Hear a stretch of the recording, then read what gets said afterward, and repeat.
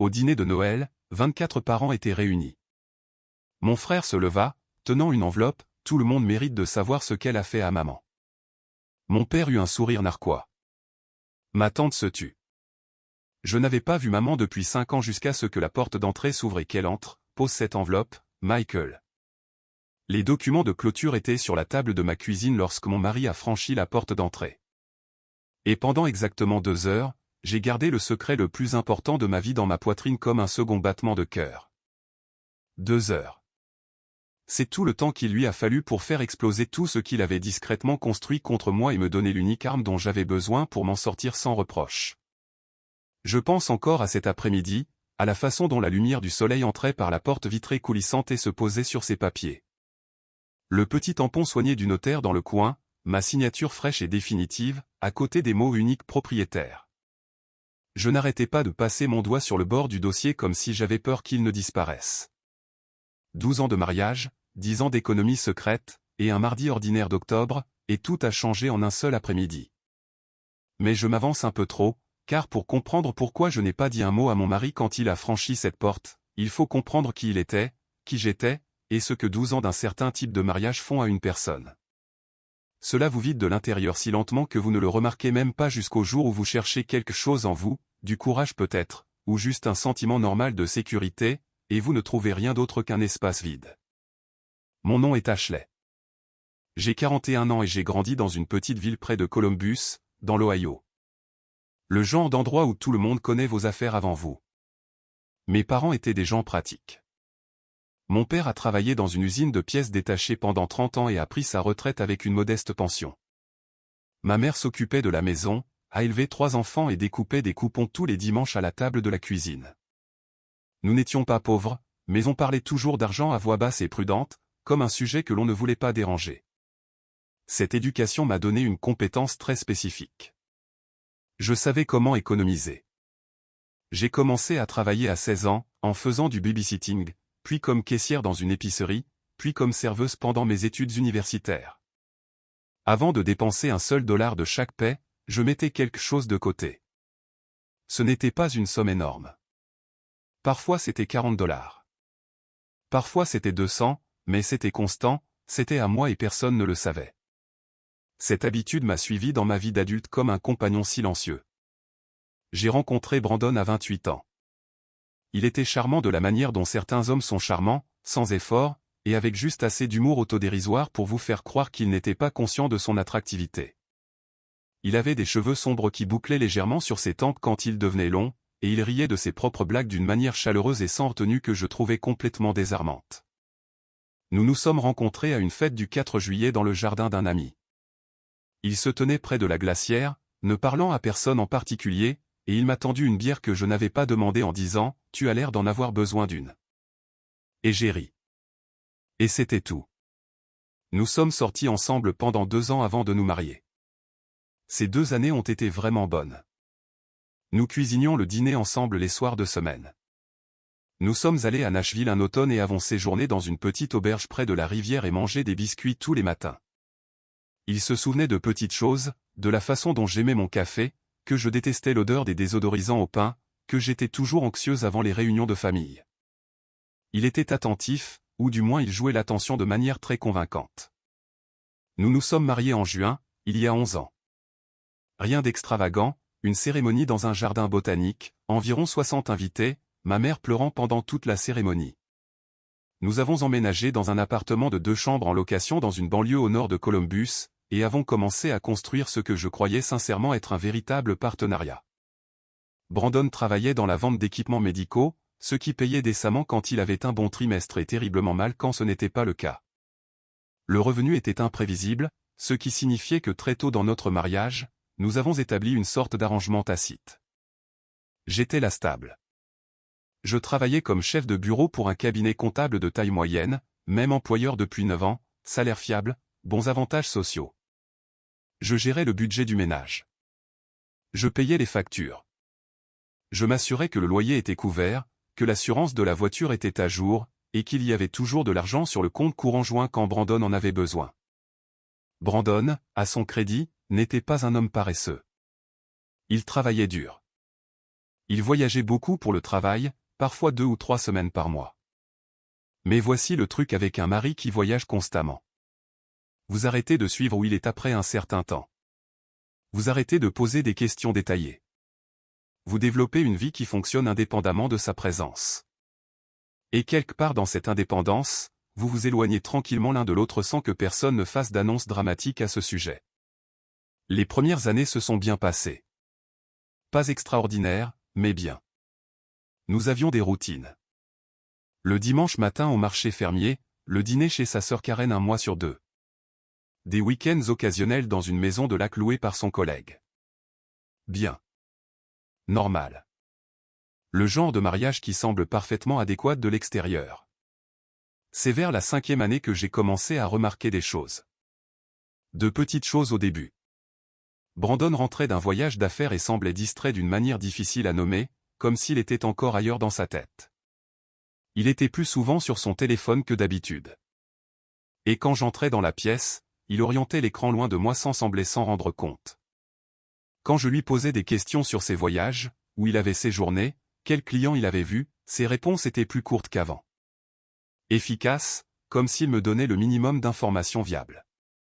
Je me suis dit que j'étais paranoïaque. Je me suis dit que c'est à cela que ressemblent les longs mariages. Le mystère s'estompe. Les gens deviennent moins verbeux les uns avec les autres. C'est normal.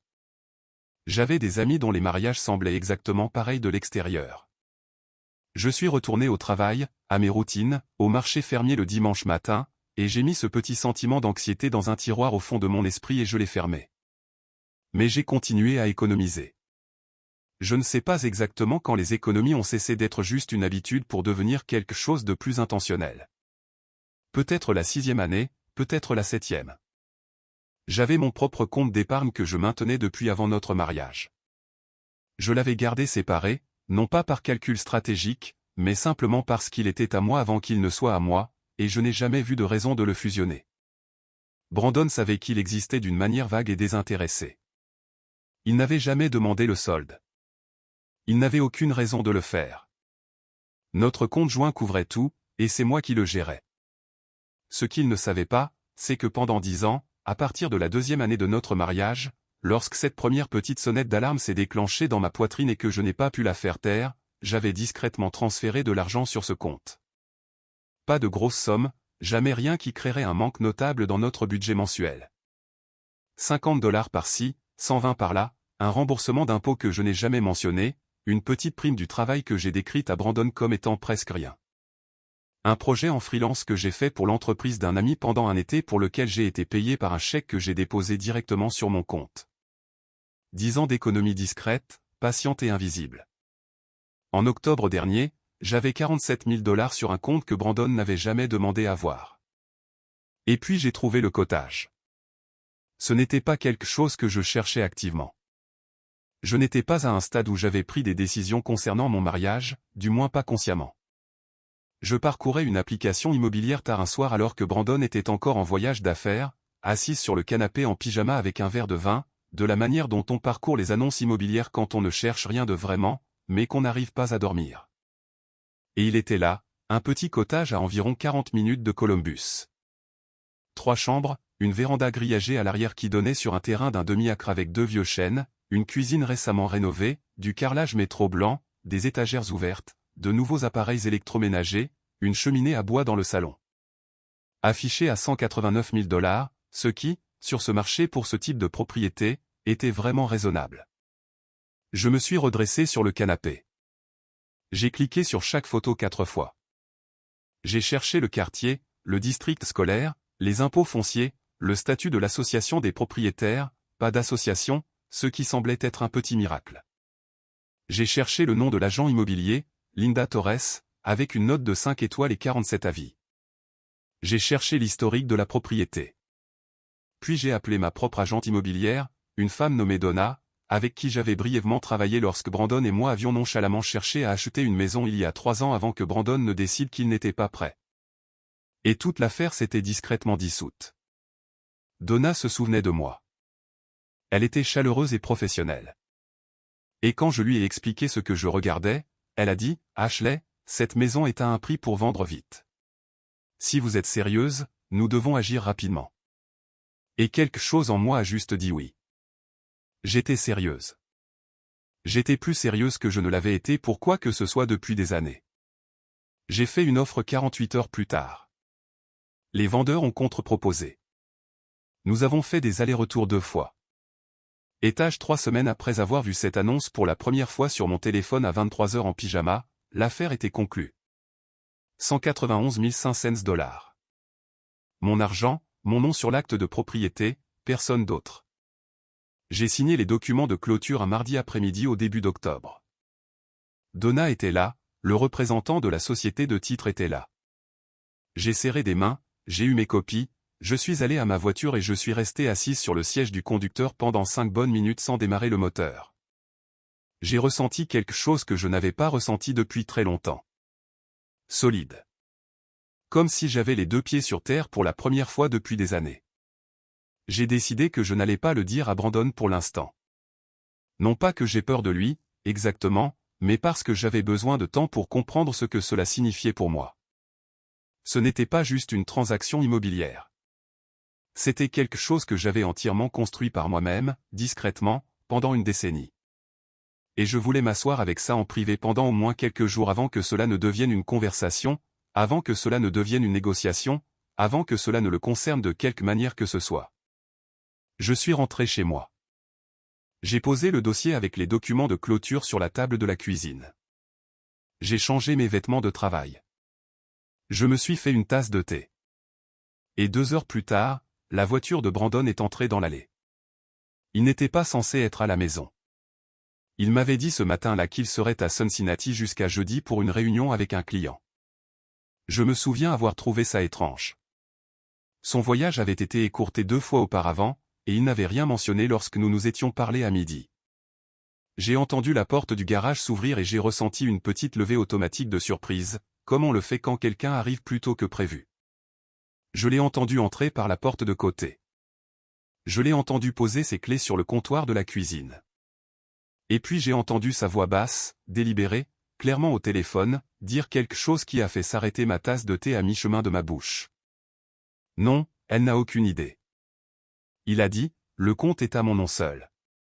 Je déplace de l'argent dessus depuis 8 mois. Le temps qu'elle se rende compte que quelque chose ne va pas, il sera trop tard pour faire quoi que ce soit. J'ai posé la tasse sur le comptoir sans faire de bruit. Ma main était parfaitement stable. Mon cœur faisait quelque chose de compliqué dans ma poitrine, pas tout à fait des palpitations, plutôt comme s'il se réorganisait. Je suis resté très immobile dans le couloir, à 1 mètre de l'entrée de la cuisine, et j'ai écouté. Je te le dis, Mike, a-t-il continué, le timing doit être parfait. Je ne peux pas déposer la demande avant que le compte ait assez d'argent, mais on y est presque. Une pause. Ouais, elle ne se doute de rien. Elle ne se doute jamais de rien.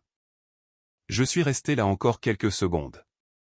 Puis je suis retourné tranquillement à la table de la cuisine, j'ai pris le dossier avec mes documents de clôture et je l'ai glissé sous mon bras. Je suis allé dans la chambre, j'ai ouvert mon placard et j'ai glissé le dossier derrière une pile de pulls sur l'étagère du haut. Puis je suis retourné à la cuisine, j'ai pris mon thé et j'ai dit, « Eh, tu es rentré tôt. Comment était Cincinnati ?» Et Brandon a levé les yeux de son téléphone, a souri de son sourire facile, et a dit, « Bien. » La réunion s'est terminée plus vite que prévu.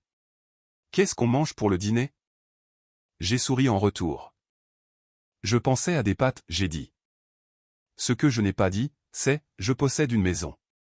J'ai 47 000 $ sur un compte que tu n'as jamais regardé, et quoi que tu aies planifié ces 8 derniers mois, tu viens de faire une très grave erreur en rentrant 2 heures plus tôt. J'ai remué l'eau des pâtes et j'ai attendu qu'elle bouille et j'ai pensé au tampon du notaire sur mes documents de clôture et je me suis senti, pour la première fois depuis très longtemps, absolument calme. Ce dîner de pâtes a été le repas le plus étrange que j'ai jamais cuisiné de ma vie. Je me tenais devant la cuisinière, je remuais la sauce et j'écoutais Brandon parler de son voyage à Cincinnati, du client, de l'hôtel, du trafic sur le chemin du retour. Et je hochais la tête, posais de petites questions et gardais ma voix complètement égale. Il était assis à l'îlot de la cuisine avec une bière et faisait défiler son téléphone entre les phrases et je le regardais du coin de l'œil. De la manière dont on regarde quelque chose que l'on essaie de ne pas effrayer. Il avait l'air détendu. Il avait l'air d'un homme qui n'avait aucune idée que tout son plan venait de développer une fissure fatale. J'ai bien dormi cette nuit-là, ce qui m'a surprise. Je pensais que je resterais éveillé, le cœur battant la chamade, rejouant en boucle ces 12 secondes de conversation surprise. Au lieu de cela, je me suis endormi rapidement et je me suis réveillé avant mon réveil avec une étrange sensation de propreté dans la poitrine, comme le premier matin froid de l'automne quand l'air change enfin et que vous pouvez respirer à fond. Je savais ce que je devais faire. Je devais juste le faire avec précaution. Le lendemain matin, après le départ de Brandon pour le bureau, je me suis assise à la table de la cuisine avec une tasse de café et mon ordinateur portable et j'ai commencé à faire une liste. Pas une liste émotionnelle, une liste pratique. Parce que voici la chose que j'avais apprise en 9 ans de gestion du bureau d'un cabinet comptable. Quand quelque chose ne va pas avec l'argent, la trace écrite est tout. Et Brandon venait de dire à quelqu'un nommé Mike au téléphone, à haute voix, dans sa propre cuisine, qu'il déplaçait de l'argent sur un compte privé depuis 8 mois. Ce n'était plus un secret. C'était une preuve. J'ai d'abord appelé Donna, juste pour entendre une voix calme en qui j'avais confiance. Je lui ai dit que je devais lui poser quelques questions sur la propriété que nous venions d'acquérir. Elle m'a demandé si tout allait bien. Je lui ai dit que ça allait aller. Elle a dit, « Ashley, tu as l'air d'une femme qui a un plan. » Et j'ai dit, « J'y travaille. » Et elle a ri et m'a dit de l'appeler n'importe quand. Ensuite, j'ai appelé un avocat spécialisé en divorce. J'en avais en fait cherché un il y a 3 ans, pendant une période particulièrement difficile, lorsque Brandon était rentré d'un voyage de 2 semaines et que j'avais trouvé dans la poche de sa veste un reçu pour un restaurant à Indianapolis. Un restaurant qui facturait $62 pour 2 verres de vin et un apéritif partagé, ce qui n'est pas le genre d'endroit où l'on va seul en voyage d'affaires. J'avais cherché l'avocat, noté le nom, puis je m'étais dissuadé d'appeler parce que je me disais que je n'en avais pas assez, que je faisais du drame, qu'il y avait peut-être une explication. Je n'avais jamais appelé. Son nom était Jennifer Walsh. Elle était basée à Columbus, et le site web de son cabinet avait un avis d'un client qui disait simplement « C'est grâce à elle que j'ai encore ma maison ». Cela semblait pertinent. J'ai appelé son bureau à 9h15 un mercredi matin. Son assistante a décroché et j'ai dit que j'avais besoin d'une consultation dès que possible. J'ai eu un rendez-vous pour le jeudi après-midi. J'ai passé le mercredi à faire des recherches. J'ai extrait nos relevés de compte bancaires joints des 12 derniers mois et je les ai tous téléchargés en PDF. J'ai examiné les habitudes de Brandon, ses dépôts, ses retraits, ses transferts. Il avait toujours été assez distant avec nos finances, me laissant la plupart de la gestion, ce qui signifiait qu'il n'avait peut-être pas réalisé à quel point il était facile pour moi d'accéder à ces informations. Ce que j'ai trouvé, c'était un schéma de transfert, des petits, assez irréguliers pour ne pas être évidents, mais des montants constants comme $340, $875, $1200, $600. Toujours vers un compte externe. Que je ne reconnaissais pas. En 8 mois, le total s'élevait à un peu moins de $11 000. $11 000. Sortant de notre compte joint pour aller quelque part où je n'avais aucune visibilité. J'ai imprimé chaque relevé. J'ai surligné chaque transfert. Je les ai mis dans un dossier et je les ai posés à côté de mon ordinateur portable et j'ai senti quelque chose de froid et de clair s'installer sur moi. De la même manière qu'une pièce se sent après qu'un orage est enfin passé. Jeudi est arrivé. Je me suis rendu au bureau de Jennifer Walsh dans le nord de Columbus, je me suis garé sur une place visiteur et je suis entré dans une salle d'attente qui sentait le café frais et avait de véritables œuvres d'art sur les murs. Jennifer elle-même est venue à ma rencontre, la cinquantaine, les cheveux argentés coupés courts, un blazer couleur ardoise. Elle avait le genre de visage qui avait probablement été chaleureux autrefois, et qui avait été aiguisé par des années à voir les gens au pire d'eux-mêmes en quelque chose de plus proche de la précision. Elle m'a serré la main et a dit « Entrez ». Je me suis assise en face de son bureau et je lui ai tout raconté. Je lui ai parlé de l'appel téléphonique que j'avais surpris. Je lui ai parlé des transferts de compte que j'avais trouvés. Je lui ai parlé de 10 ans d'économie et du cottage que j'avais acheté 2 jours auparavant. J'ai fait glisser le dossier des relevés bancaires sur son bureau. Elle les a parcourus sans se presser. Elle m'a posé quelques questions précises. Quand nous nous étions mariés? Quel état? Y avait-il des biens communs autres que le compte courant, une maison, des investissements, des comptes de retraite? Je lui ai dit que nous étions locataires. Je lui ai dit que Brandon avait un 4 cents un cas par l'intermédiaire de son employeur auquel je n'avais pas accès. Elle a hoché la tête et a pris des notes sur un bloc-notes juridique d'une petite écriture soignée. Puis elle a dit, « Racontez-moi encore exactement ce que vous l'avez entendu dire. » Je l'ai répété mot pour mot. Le compte est à mon nom seul. Je déplace de l'argent dessus depuis 8 mois. Le temps qu'elle se rende compte que quelque chose ne va pas, il sera trop tard pour faire quoi que ce soit. Jennifer a posé son stylo. Elle m'a regardé avec une expression qui n'était ni tout à fait de la sympathie ni tout à fait de la satisfaction, quelque chose de plus proche de la reconnaissance. Ça, dit-elle, c'est un homme qui prévoyait de demander le divorce et de cacher des biens matrimoniaux avant de le faire.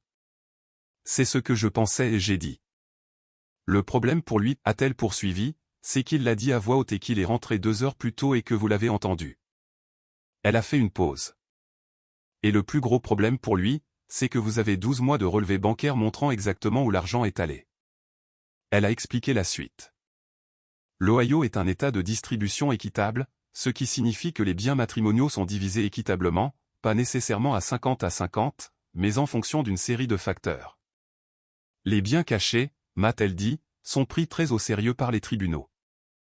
Lorsqu'il est découvert qu'un conjoint a délibérément dissimulé ou transféré des fonds matrimoniaux en prévision du divorce, les juges ont un pouvoir discrétionnaire important pour indemniser l'autre partie. Dans certains cas, la totalité du montant caché est attribuée au conjoint lésé en plus de sa part standard. Il n'a pas seulement caché de l'argent, a dit Jennifer, il a dit à quelqu'un qu'il le faisait exprès et selon un calendrier. Si cette personne, ce Mike, doit un jour témoigner ou si Brandon admet un jour la conversation, le calcul devient très défavorable pour lui très rapidement. Je lui ai posé des questions sur le cotage, s'il était en danger. Elle a regardé les documents de clôture que j'avais apportés. Elle a regardé les dates. Elle a regardé le compte d'où provenaient les fonds, mon compte d'épargne personnelle, prénuptial, maintenu séparément, avec un historique de dépôt de 10 ans que je pouvais documenter en détail. Elle a pris son temps. Puis elle a dit, « Ceci est votre bien propre. Vous l'avez entièrement financé à partir d'un compte non matrimonial. Il a été acheté à votre nom seul. Tant que vous n'utilisez jamais de fonds communs pour la compte ou les frais de clôture, et il semble que vous ne l'ayez pas fait, il n'a aucune prétention sur celui-ci. » J'ai expiré lentement. Mais, dit-elle en levant un doigt. Nous agissons maintenant, avant qu'il ne dépose la demande, car au moment où il le fera, tout gèle, et nous voulons être ceux qui fixent les conditions. Je l'ai engagé cet après-midi-là. J'ai fait un chèque pour les honoraires depuis mon compte personnel. Je suis rentré chez moi en ayant l'impression de me déplacer dans une version différente du monde que celle dans laquelle je vivais 48 heures auparavant. Les 2 semaines suivantes ont été les plus étranges de mon mariage. Brandon allait et venait. Il s'est rendu à Détroit pour 3 jours. Il est rentré à la maison, nous avons dîné, regardé la télévision et il semblait tout à fait normal, même attentif de la manière facile et superficielle dont il pouvait l'être quand il n'était pas distrait. Je souriais, je passais le sel, je demandais des nouvelles de sa journée et je pensais au bloc-notes de Jennifer, aux relevés bancaires surlignés et au dossier derrière mes pulls sur l'étagère supérieure de mon placard. Jennifer a déposé la requête en divorce un jeudi matin, exactement 16 jours après ma première visite à son bureau. Brandon a été signifié à son bureau. Il m'a appelé 40 minutes plus tard. J'étais assise dans ma voiture sur le parking du cabinet comptable où je travaillais et quand son nom est apparu sur l'écran de mon téléphone, j'ai décroché et j'ai dit « Bonjour, Brandon ». De la voix la plus neutre que j'ai jamais utilisée de ma vie. Il y eut une longue pause. Puis il a dit « Qu'est-ce que c'est que ça ?» « C'est une requête en divorce, j'ai dit. Jennifer Walsh l'a déposée ce matin. Une autre pause. Tu as un avocat? Oui. Ashley. Sa voix a changé pour devenir quelque chose que je reconnaissais. Le ton autoritaire. Celui qu'il utilisait quand il pensait que je n'étais pas raisonnable à propos de quelque chose. Nous devrions en parler avant d'eux. Brandon, j'ai dit, je suis au courant pour le compte. Silence. Je sais que tu déplaces de l'argent de notre compte joint depuis 8 mois. J'ai les relevés. J'ai les montants des transferts. J'ai les dates. J'ai gardé ma voix complètement égale. Et je sais que tu en as parlé à Mike le soir où tu es rentré tôt de Cincinnati. J'étais dans le couloir. J'ai tout entendu. Le silence qui a suivi a été la chose la plus assourdissante que j'ai jamais entendue. Quand il a finalement parlé, sa voix avait complètement changé. Le ton autoritaire avait disparu. Ce qui restait était quelque chose de plus petit et de plus prudent. Ashley, écoute. Mon avocat sera en contact avec le tien, j'ai dit. Je te suggère de t'en trouver un rapidement. Et j'ai raccroché. Je suis resté dans ma voiture un moment. Mes mains étaient stables. Mon cœur était stable.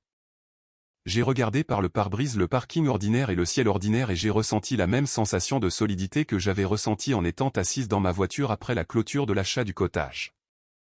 Les deux pieds sur terre, le poids réparti uniformément, nulle part où tomber. Brandon a engagé un avocat nommé Gary Simmons.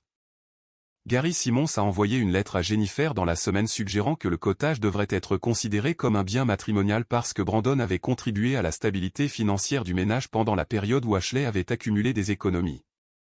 Jennifer a renvoyé une réponse de 14 pages que je ne peux décrire que comme une démolition méthodique.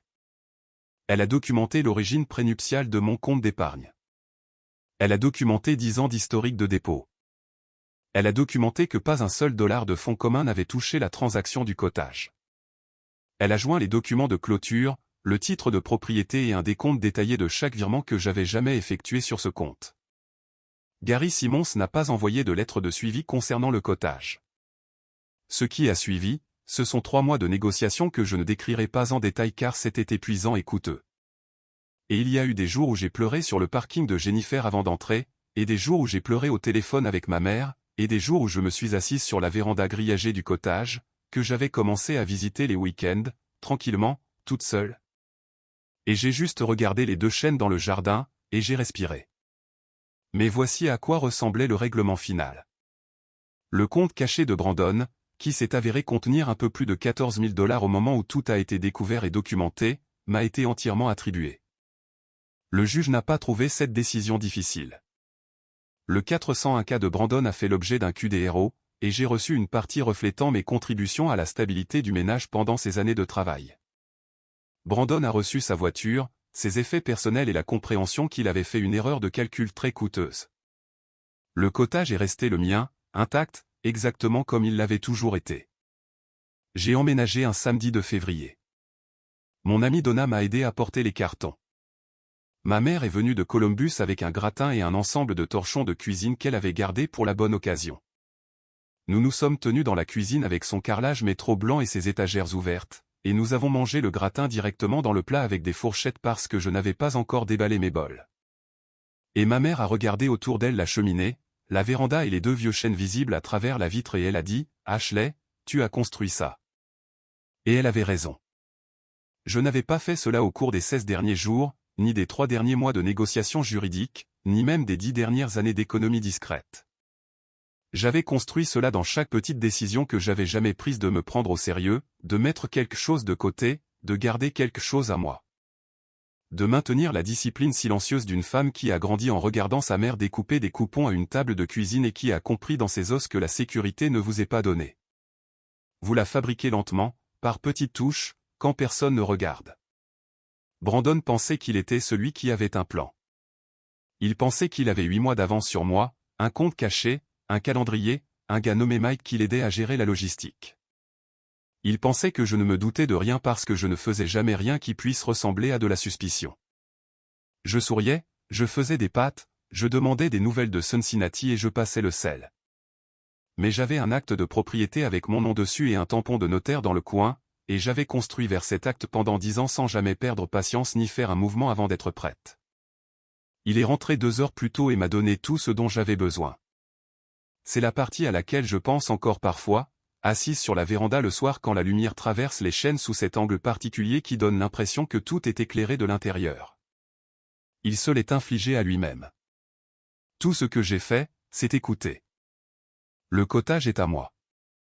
Les chênes sont à moi. La véranda, la cheminée à bois et les samedis matins tranquilles avec du café et l'emploi du temps de personne d'autre à gérer. À moi. Chacun de ces dépôts de 50 $, de ces virements de 120 $, cet été de travail en freelance, ils menaient tous ici, à cette véranda, à ce jardin, à cette vie qui est entièrement et uniquement la mienne. Certaines personnes construisent leur sécurité en faisant confiance à la bonne personne. J'ai construit la mienne en me faisant confiance.